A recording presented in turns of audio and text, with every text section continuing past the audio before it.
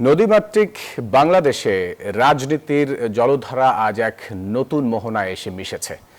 ত্রয়োদশ জাতীয় সংসদ নির্বাচনের ধুলো ওড়ানো ময়দান শেষে এখন কেবলই নতুনত্বের সুবাস। ব্যালট পেপারের প্রতিটি ভাঁজে লুকিয়ে থাকা জনমতের রায় আজ স্পষ্ট। দেশজুড়ে ছড়িয়ে থাকা হেভিওয়েট প্রার্থীদের জয় জয়কার আর রাজনীতির নতুন মেরুকরণের মধ্য দিয়ে বাংলাদেশ পা রাখছে এক অন্য উচ্চতায়। আগামীর হাল কার হাতে, কারাইবা হলেন এই নতুন মহাকাব্যের নায়ক, তা নিয়ে আল মোহাইমিনুল খানের প্রতিবেদন। দীর্ঘ প্রতীক্ষার অবসান ঘটিয়ে বাংলাদেশের মানচিত্রে আজ আঁকা হয়েছে এক নতুন রাজনৈতিক আলপনা। এই নির্বাচনে জনগণের রায় যেন এক জটিল অঙ্কের সমাধান করে দিয়েছে। ঢাকা 17 এবং বগুড়া 6 আসন থেকে বিপুল ভোটে বিজয়ী হয়ে আগামীর কাণ্ডারি হিসেবে আবির্ভূত হয়েছেন বিএনপি চেয়ারম্যান তারেক রহমান। তার দলের অভূতপূর্ব এই জয় কেবল একটি সংখ্যার বিচার নয়, বরং দেশের শাসনভার গ্রহণের এক সুনিশ্চিত পদধ্বনি। বাংলার মসনদ এখন তারই প্রতীক্ষায়। এই নির্বাচন ছিল বিশ্বাসের অগ্নি পরীক্ষা, যে পরীক্ষায় উত্তীর্ণ হয়ে বিজয়ের মালা পরেছেন বাংলাদেশ জামায়াতে ইসলামের আমির ডাক্তার শফিকুর রহমান।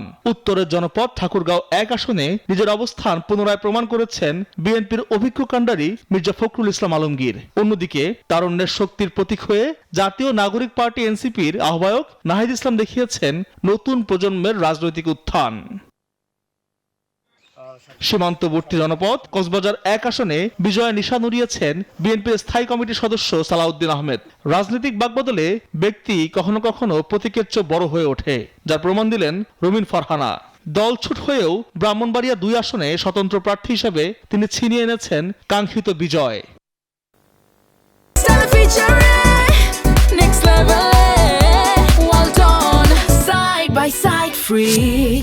পটুয়াখালী 3 আসনেও লেগেছে পরিবর্তনের হাওয়া। বিএনপি সমর্থিত ও গণ অধিকার পরিষদের সভাপতি নুরুল হক নূর সেখানে জয়ী হয়ে তারুণ্যের জয়গান গেয়েছেন। কুমিল্লা 4-এ 11 দলীয় জোটের প্রার্থী ও এনসিপি নেতা হাসনাত আব্দুল্লাহ দেখিয়েছেন সাংগঠনিক দক্ষতার ম্যাজিক। আর কুমিল্লা 11-তে বিজয়ী হয়েছেন একই জোটের ডাক্তার সৈয়দ আব্দুল্লাহ মোহাম্মদ তাহের। আর রংপুর 4-এ উত্তরের মঙ্গা পীড়িত মানুষের ভাগ্য বদলের অঙ্গীকার নিয়ে জয়ী হয়েছেন আক্তার হোসেন। রাজনীতির এই সুবিশাল ক্যানভাসে আজ যেমন অভিজ্ঞতার জয় হয়েছে, ঠিক তেমনি তারুণ্যে নতুন স্পন্দনও পেয়েছে প্রাণ।